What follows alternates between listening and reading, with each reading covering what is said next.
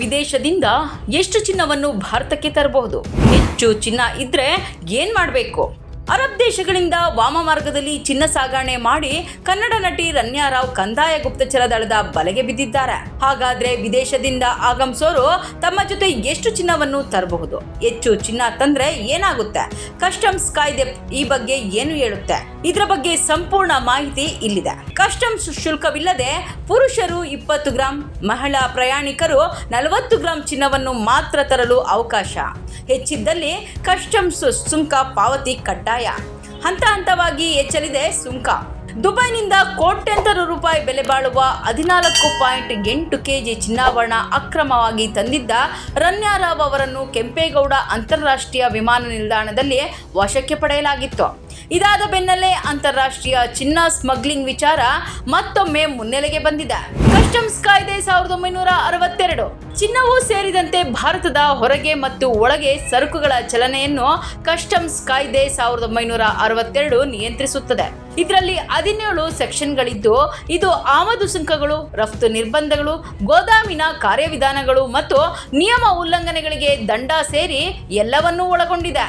ಕಾನೂನುಬದ್ಧ ವ್ಯಾಪಾರವನ್ನು ಸುಗಮಗೊಳಿಸುವುದು ಮತ್ತು ಕಳ್ಳ ಸಾಗಣೆ ಮುಂತಾದ ಕಾನೂನು ಬಾಹಿರ ಚಟುವಟಿಕೆಗಳನ್ನು ನಿಯಂತ್ರಿಸುವುದೇ ಇದರ ಪ್ರಮುಖ ಕೆಲಸವಾಗಿದೆ. ಹಾಗಾದ್ರೆ ವಿದೇಶದಿಂದ ಎಷ್ಟು ಚಿನ್ನವನ್ನು ತರಬಹುದು? ಭಾರತಕ್ಕೆ ಬರುವ ಪುರುಷ ಪ್ರಯಾಣಿಕರು ಕಸ್ಟಮ್ಸ್ ಶುಲ್ಕವಿಲ್ಲದೆ ಕೇವಲ 20 ಗ್ರಾಂ ಚಿನ್ನಾಭರಣ, ಗರಿಷ್ಠ ಬೆಲೆ ಅಂದ್ರೆ 50,000 ರೂಪಾಯಿ ತರಲು ಮಾತ್ರ ಅವಕಾಶ ಇದೆ. ಮಹಿಳಾ ಪ್ರಯಾಣಿಕರು ಗರಿಷ್ಠ ಬೆಲೆ 1 ಲಕ್ಷ ರು ಮೀರದಂತೆ 40 ಗ್ರಾಂ ಚಿನ್ನ ತರಲು ಅವಕಾಶ ಇದೆ. 40 ಗ್ರಾಂಗಿಂತ ಹೆಚ್ಚಿದ್ರೆ ಏನ್ ಮಾಡಬೇಕು? ಒಂದು ವೇಳೆ ಪುರುಷ ಪ್ರಯಾಣಿಕರು 20 ಗ್ರಾಂಗಿಂತ ಹೆಚ್ಚು ಹಾಗೂ 50 ಗ್ರಾಂನೊಳಗೆ ಚಿನ್ನ ತಂದ್ರೆ 3% ಕಸ್ಟಮ್ಸ್ ಶುಲ್ಕ ಪಾವತಿಸಬೇಕು. 50 ಗ್ರಾಂಗಿಂತ ಹೆಚ್ಚಿನ ಚಿನ್ನಕ್ಕೆ 6%, 100 ಗ್ರಾಂಗಿಂತ ಹೆಚ್ಚಿನ ಚಿನ್ನ ತಂದ್ರೆ 10% ಕಸ್ಟಮ್ಸ್ ಶುಲ್ಕ ಭರಿಸಬೇಕು.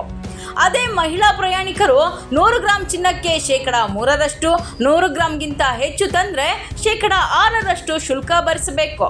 200 ಗ್ರಾಂಗಿಂತ ಹೆಚ್ಚು ಚಿನ್ನ ತಂದ್ರೆ 10% ಶುಲ್ಕ ಪಾವತಿಸಬೇಕು. ಅಷ್ಟೇ ಅಲ್ಲದೆ ಚಿನ್ನಕ್ಕೆ ಸಂಬಂಧಿಸಿದ ಪೂರಕ ದಾಖಲೆಗಳು, ಖರೀದಿ ಹಾಗೂ ಪರಿಶುದ್ಧತೆ ದಾಖಲೆಗಳನ್ನು ಕೂಡ ಕಸ್ಟಮ್ಸ್ಗೆ ನೀಡಬೇಕು. ಹೀಗೆ 1 ಕೆಜಿವರೆಗೆ ಚಿನ್ನವನ್ನು ಭಾರತಕ್ಕೆ ಬರುವಾಗ ತರಬಹುದು. ಆದರೆ ಮೇಲೆ ಹೇಳಿದಂತೆ ಅವುಗಳಿಗೆ ಶುಲ್ಕವನ್ನು ಭರಿಸಬೇಕಾಗುತ್ತದೆ. 10 ಕೆಜಿಯವರೆಗೆ ಆಮದಿಗೆ ಇದೆ ಅವಕಾಶ. ಆದರೆ ಅನಿವಾಸಿ ಭಾರತೀಯರಿಗೆ ಕನಿಷ್ಠ 6 ತಿಂಗಳ ಕಾಲ ವಿದೇಶದಲ್ಲಿ ವಾಸಿಸಿದ್ದರೆ ಪ್ರತಿ 6 ತಿಂಗಳಿಗೊಮ್ಮೆ ಭಾರತಕ್ಕೆ 10 ಕೆಜಿ ಚಿನ್ನವನ್ನು ಆಮದು ಮಾಡಿಕೊಳ್ಳಲು ಅನುಮತಿ ಇದೆ. ಆದರೆ ಇದರ ಸ್ವಲ್ಪ ಭಾಗಕ್ಕೆ ಮಾತ್ರ ಆಮದು ಸುಂಕದಿಂದ ವಿನಾಯಿತಿ ಇದೆ. ಉಳಿದುದಕ್ಕೆ ಶುಲ್ಕ ತೆರಲೇಬೇಕು. ಚಿನ್ನದ ಮೇಲಿನ ಆಮದಿಗೆ ಸದ್ಯ 6% ಆಮದು ಸುಂಕ ಇದೆ. ಇದು ಈ ಹಿಂದೆ 15% 2024ರ ಕೇಂದ್ರ ಬಜೆಟ್ನಲ್ಲಿ ಹಣಕಾಸು ಸಚಿವೆ ನಿರ್ಮಲಾ ಸೀತಾರಾಮನ್ ಈ ಬದಲಾವಣೆ ತಂದರು. ಇದರ ಬಳಿಕ ಚಿನ್ನ ಕಳ್ಳ ಸಾಗಣೆ ದೊಡ್ಡ ಮಟ್ಟಕ್ಕೆ ಇಳಿಕೆಯಾಗಿತ್ತು. ಕಾರಣ ವಿದೇಶಗಳಿಂದ ಚಿನ್ನ ತರುವುದು ತೀರಾ ಲಾಭದಾಯಕವಲ್ಲ ಎಂಬ ಕಾರಣಕ್ಕೆ. ಆದರೆ ಇದರ ನಡುವೆಯೂ ರನ್ಯಾ ರಾವ್ ದೊಡ್ಡ ಮಟ್ಟದಲ್ಲಿ ಚಿನ್ನವನ್ನು ತಂದು ಸಿಕ್ಕಿಬಿದ್ದಿದ್ದಾರೆ. ಇದರ ಹಿಂದಿನ ಉದ್ದೇಶ ಏನು ಎಂದು ಪೊಲೀಸರು ತನಿಖೆ ನಡೆಸುತ್ತಿದ್ದಾರೆ. ಪ್ರೋಟೋಕಾಲ್ ದುರ್ಬಳಕೆ. ಇಲ್ಲಿ ಇನ್ನೂ ಒಂದು ವಿಚಾರ ಗಮನಿಸಬೇಕು. ಸಾಮಾನ್ಯರು ಈ ರೀತಿ ಚಿನ್ನ ತರುವುದು ಅಸಾಧ್ಯವೇ ಸರಿ.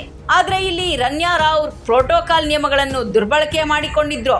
ಹೊರದೇಶಗಳಿಗೆ ಪ್ರಯಾಣಿಸುವ IAS, IPS ಅಧಿಕಾರಿಗಳು ಹಾಗೂ ಕುಟುಂಬ ಸದಸ್ಯರು ಪ್ರೋಟೋಕಾಲ್ ಸಿಬ್ಬಂದಿ, ಸರ್ಕಾರಿ ವಾಹನಗಳ ಬಳಕೆ ಸೇರಿದಂತೆ ಇನ್ನಿತರೆ ಸವಲತ್ತುಗಳನ್ನು ಬಳಸುತ್ತಾರೆ. ಈ ಸವಲತ್ತುಗಳನ್ನೇ ಅಧಿಕಾರಿಗಳ ಸಂಬಂಧಿಕರು, ಸ್ನೇಹಿತರು ದುರ್ಬಳಕೆ ಮಾಡಿಕೊಳ್ಳುತ್ತಿರುವುದು ಈಗ ಬೆಳಕಿಗೆ ಬರುತ್ತಿದೆ.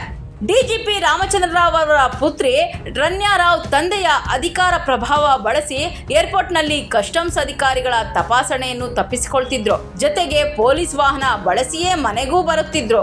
ಈ ಹಂತದಲ್ಲಿ ಚಿನ್ನ ಸ್ಮಗ್ಲಿಂಗ್ ಮಾಡಿದರೂ ತಪ್ಪಿಸಿಕೊಳ್ತಿದ್ರು. ಇದೀಗ ಈ ಘಟನೆಯಿಂದ ಎಚ್ಚೆತ್ತಿರುವ ಗೃಹ ಇಲಾಖೆ ಪ್ರೋಟೋಕಾಲ್ ನಿಯಮ ಬಿಗಿಗೊಳಿಸಲು ಮುಂದಾಗಿದೆ. IAS, IPS ಅಧಿಕಾರಿಗಳ ಕುಟುಂಬ ಸದಸ್ಯರು ಹಾಗೂ ಸಂಬಂಧಿಕರು ಬಳಸುತ್ತಿರುವ ಪ್ರೋಟೋಕಾಲ್ಗೆ ಬಿಗಿ ನಿಯಮಗಳನ್ನು ಜಾರಿಗೊಳಿಸಲು ಗೃಹ ಇಲಾಖೆ ಚಿಂತನೆಯನ್ನು ನಡೆಸಿದೆ.